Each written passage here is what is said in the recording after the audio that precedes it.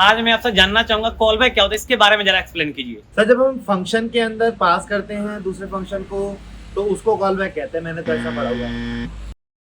Sir देखो, call back ना simply एक फंक्शन होता है जिसको हम फंक्शन में भेजते हैं, बट कॉल बैक का ना पर्पस क्या होता है।